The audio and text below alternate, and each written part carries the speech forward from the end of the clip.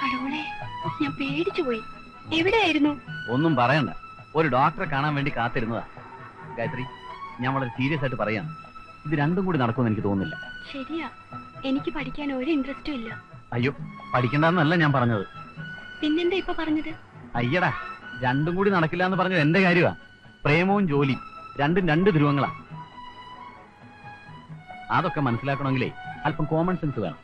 അതെങ്ങനെ? തലക്കകത്ത് മുഴുവൻ ഇഡലിയും സാമ്പാറും അല്ലേ? എനിക്ക് വേഗം പോണം.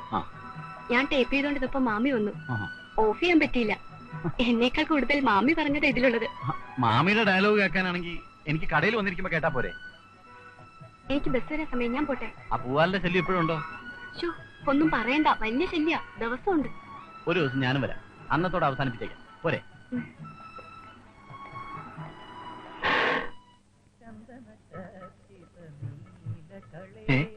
എടാ, കാണാൻ കൗതുകമുള്ള നല്ല സ്ഥലമാണ് ഇവിടെ. വെറുതെ അല്ല മുരളി ഇവിടുന്ന് പോകാത്തത്. മാമി, ഞാൻ നിൽക്കുന്നില്ല. മുരളി സാറിന്റെ ഇവിടെ താമസിക്കുന്നത്. മുഴിக்கிற மொழியை பாரு, ஆந்த மாதிரி இருக்கு. മനഃപൂർവ്വം പ്രശ്നം ഉണ്ടാക്കാൻ വന്നിരിക്കുക. നീ പേശാമ, ഞാൻ ഗവനിച്ചിக்கிறேன். എടാ, അത് സാമിയുടെ ഫാമിലിയാണെന്ന് തോന്നുന്നു. അത് നിനക്ക് എങ്ങനെ അറിയാം? കൂടെ വരുന്ന നായരല്ലേ, കണ്ടറിഞ്ഞോട്ടെ. അയ്യോ, അത് ഞാൻ ശ്രദ്ധിച്ചില്ല. എങ്ങനെ ശ്രദ്ധിക്കാനാ? നീ പെണ്ണുങ്ങളുടെ പാവാടല്ലേ നോക്കൂ.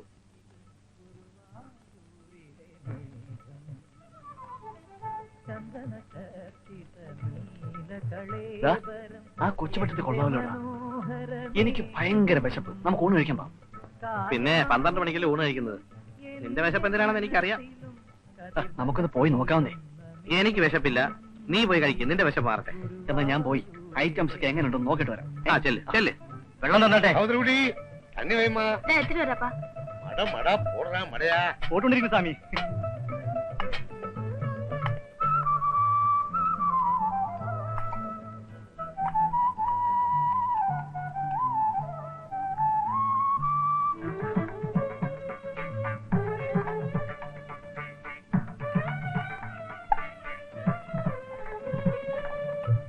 തിരുമാറിലെ വനമാല പൂക്കളിൽ ആദ്യ വസന്തം ഞാൻ.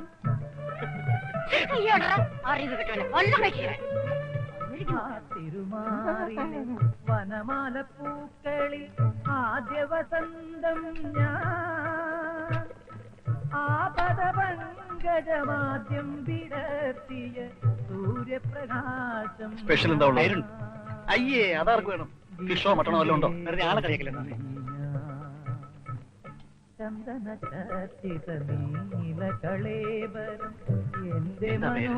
പപ്പടം. അയ്യ, പപ്പടം കണ്ടിട്ടില്ലല്ലേ? ആ, ഇല്ലല്ല.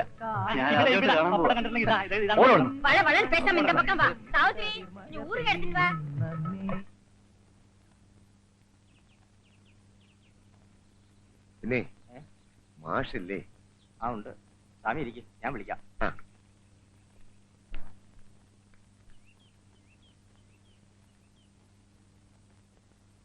சாமி ஒரு அப்பாவியாச்சே. யாருக்கு வேணாலும் எப்ப வேணாலும் எது வேணாலும் பண்ணிக்கலாமே. ആ, എന്താ സ്വാമി പതിവില്ലാതെ?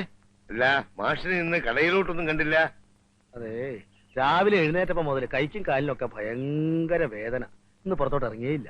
രാവിലെ മുതൽ ഞാൻ മാഷെ അന്വേഷിക്കുന്നതാ. ആ മുരളി ഉണ്ടല്ലോ, അവൻ വേറെ 2 കൂട്ടുകാരെ കൂടെ മുറിയിൽ കൊണ്ടുവന്ന് താമസിപ്പിച്ചിരിക്കുക. ചോദിക്കാൻ ചെന്നപ്പോൾ അവൻ എന്നോട് പറയുക, കൃത്യസമയത്ത് തന്നെ വാഴ വരുന്നുണ്ടല്ലോ, ബാക്കി പാലിച്ച കാര്യങ്ങളൊന്നും സ്വാമി നോക്കണ്ടെന്ന്. ഒരു ശനിയനെ ഒളിപ്പിക്കാൻ തന്നെ നമ്മൾ പെടാതെ പാടുപെടുമ്പോൾ ഇതാ വേറെ 2 ശനിയനെ കൂടെ കൊണ്ടുവന്ന് താമസിപ്പിച്ചിരിക്കുന്നു. ഇവങ്ങളെല്ലാം എന്നാ പണ്ടത്? ആ മുരളിയുടെ കയ്യിൽ നിന്ന് ഒരു വാളയച്ചിട്ട് എഴുതി മേടിച്ചിരുന്നെങ്കിൽ ഇങ്ങനെ വല്ല പ്രശ്നം ഉണ്ടാകുമായിരുന്നോ? ഇനിയിപ്പോ നല്ല വാക്ക് പറഞ്ഞ് ഒഴിപ്പിക്കുന്നതാണ് ബുദ്ധി.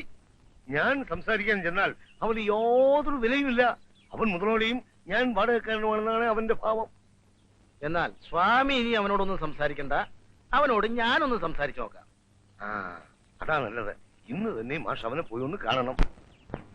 കുറച്ച് ധന്യന്തരം കുഴമ്പ് മേടിച്ച് തേച്ചു കുളിച്ചാൽ കയ്യിന്റെയും കാലിന്റെയും വേദനയൊക്കെ ഒന്ന് മാറി കിട്ടിയാനെ. സ്വാമിയുടെ കാശ് വലിയ ഇരിപ്പുണ്ടോ? ഒരു 10-20 രൂപ മതിയോ? ഉള്ളത് മതി. ഉണ്ടോ? ഉള്ളൂ. ഒരവൺസെങ്കിൽ ഒരവൺസ് വാങ്ങിച്ച് കഴിക്കാമല്ലോ. അപ്പൊ ഞാൻ ഇറങ്ങട്ടെ. ആയിക്കോട്ടെ. അപ്പോ മാഷ് ഇന്ന് തന്നെ അവനെ വിളിച്ച് സ്ട്രോങ് ആയിട്ടൊന്ന് സംസാരിക്കണം. ഭാവി പോണം. ധൈര്യമായിട്ട് പൊയ്ക്കോളൂ. ധൈര്യമായിട്ട് പൊയ്ക്കോന്ന്. ആയുർവേദമാകുമ്പോ വേദന മാറാൻ കുറച്ച് സമയം പിടിക്കും. ചാരായമാകുമ്പോ അങ്ങ് കയറിക്കോളും. പ്രവാസുവേ, നീ ചാരായ ഷാപ്പിൽ പോയിട്ട് 200 മില്ലി ചാരായവും 2 മുട്ടയും കുറച്ച് കുരുമുളകിന്റെ പൊടി കൂടി വാങ്ങിച്ചോ. എന്താ നല്ലത്? എന്ത് മുടി? ഫാഷൻ. എന്ത് ഫാഷൻ? എടാ പോയി മുടി പിടിച്ചിട്ട് വാ. പിന്നെ ആര്? സൈക്കിൾ ജാക്സണോ? പറഞ്ഞ വാടക കൃത്യമായിട്ട് എല്ലാ മാസവും 1-ാം തീയതി സ്വാമിയുടെ മേശപ്പുറത്തുണ്ടാവും. ഐശ്വര്യമായിട്ട് എല്ലാ 1-ാം തീയതിയും കൈനീട്ടം എന്റെ രൂപയാ. എന്റെ ഫ്രണ്ട്സിനെ അവിടെ താമസിപ്പിക്കാൻ പാടില്ല എന്ന് പറയാനുള്ള അധികാരമൊന്നും സ്വാമിക്കില്ല. പൊളിച്ചു പണിയാൻ പോകുന്നു എന്നൊക്കെ പറഞ്ഞ സ്വാമിയുടെ വെറും നമ്പരാ. പിന്നെ ഞങ്ങളെ അവിടുന്ന് മാറ്റി താമസിപ്പിച്ചിട്ട് വേറെ ആർക്കെങ്കിലും കൂടുതൽ വാടക കൊടുക്കാനുള്ള ഒരു അടവാ. അതൊന്നുമല്ല, പൊളിച്ചു പണിയാനുള്ള പ്ലാനൊക്കെ മുനിസിപ്പാലിറ്റി കൊടുത്തിട്ടുണ്ടെന്നുള്ള കാര്യം വളരെ സത്യമാ. മാഷ് 2 എണ്ണം വിട്ടിട്ടുണ്ടെന്ന് തോന്നുന്നു. നിങ്ങളോടൊക്കെ സംസാരിക്കണമെങ്കിൽ 2 എണ്ണം വിടാണ്ട് പറ്റുമോ? കൂട്ടത്തിലൊരു വക്കീലുണ്ടെന്ന് പറയുന്നത് കേട്ടല്ലോ. ആരാണാവോ? ഞാനാ. എന്താ? അല്ല, ചോദിക്കുന്നേ ഉള്ളൂ. പോലീസല്ലേ? അല്ല, എന്താ അങ്ങനെ ചോദിച്ചത്? അല്ല, അപ്പോഴല്ലേ എല്ലാം കഴിയുള്ളൂ. നിങ്ങൾ സ്വാമിയെ മനഃപൂർവ്വം ബുദ്ധിമുട്ടിക്കാൻ തന്നെ തീരുമാനിച്ചിരിക്കുകയല്ലേ? അങ്ങനെയുള്ള നിർദ്ദേശങ്ങളൊന്നും ഞങ്ങൾക്കില്ല.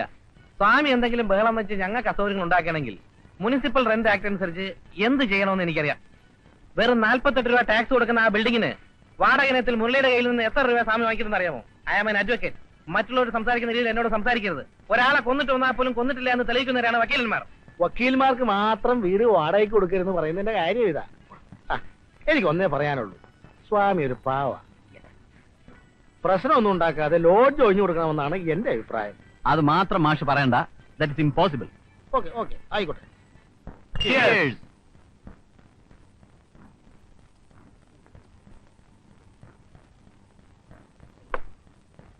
ഇല്ലാത്ത നിയമമൊക്കെ പറഞ്ഞ് നീ അയാളെ വിരട്ടി കളഞ്ഞു. പാവം. Municipal rent act.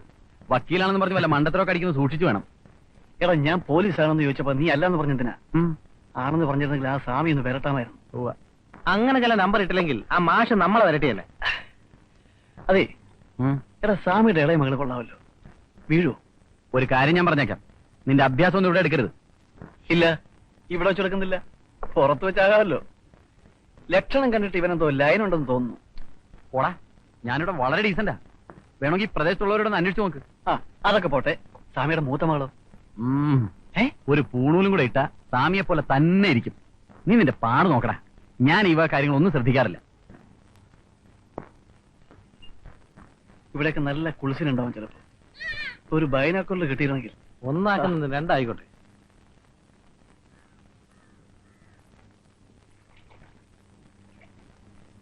നമ്മുടെ സ്വാമിയുടെ മോളല്ലേ നിൽക്കുന്നത്? അതെ.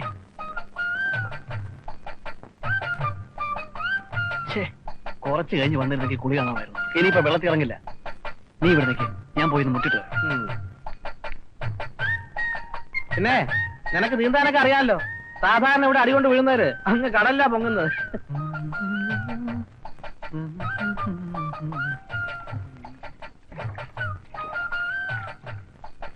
നല്ല തണുപ്പ്.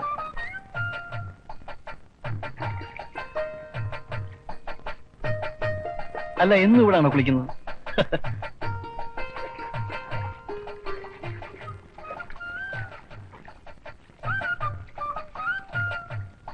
ഇങ്ങനെ ഓപ്പണായിട്ട് നിന്ന് കുളിച്ചാലേ ആരെങ്കിലും കാണും. കുട്ടി ഇറങ്ങി കുളിച്ചോളൂ. ആരും വരാതെ ഞാൻ നോക്കിക്കോളാം. നിങ്ങൾ ശല്യം ചെയ്യാതെ പോകുന്നുണ്ടോ? എനിക്ക് കുളിക്കണം. അയ്യോ, കുളിച്ചോ കുളിച്ചോ, ഞാൻ പോയേക്കാം.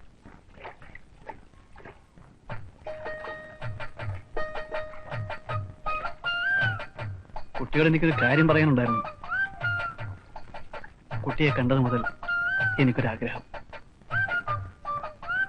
കുട്ടി എന്നും എന്റേതായിരിക്കണം.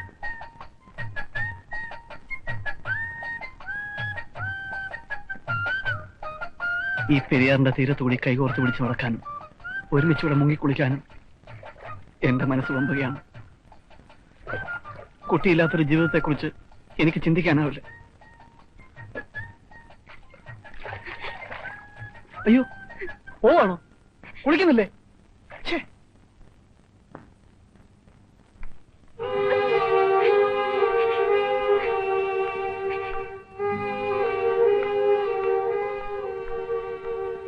എന്താണ് ആ പെണ്ണ് കരഞ്ഞോണ്ട് പോയത്? ഏയ്, ഞാനൊന്നും പറഞ്ഞില്ല. അല്ല, സാധാരണ പെണ്ണുങ്ങൾക്ക് പറയാറുള്ളത് പോലെ നീ ഇല്ലാത്ത ജീവിതത്തെ കുറിച്ച് എനിക്ക് ചിന്തിക്കാൻ പോലും വയ്യ എന്ന് വല്ലതും വെച്ച് കാച്ചിയോ? ആ കുട്ടി എങ്ങാനും ചെന്ന് സ്വാമിയോട് പറഞ്ഞാൽ സംഭവം ആകെ നാറും. ഏയ്, ഇങ്ങനെയുള്ള കാര്യങ്ങളൊന്നും വീട്ടിൽ ചെന്ന് പറയത്തില്ല. ഒന്നാമത് നമ്മളെ അവിടെ നിന്ന് എങ്ങനെ അടിച്ചിറക്കണം സ്വാമി ആലോചിച്ചോണ്ടിരിക്കുക. ഇതും കൂടി അറിഞ്ഞാൽ തീർന്നു. അപ്പൊ പിന്നെ എന്താ ചെയ്യുന്നത്? എന്ത് ചെയ്യണമെന്നോ? തൽക്കാലം മുങ്ങി കുളിക്കാം.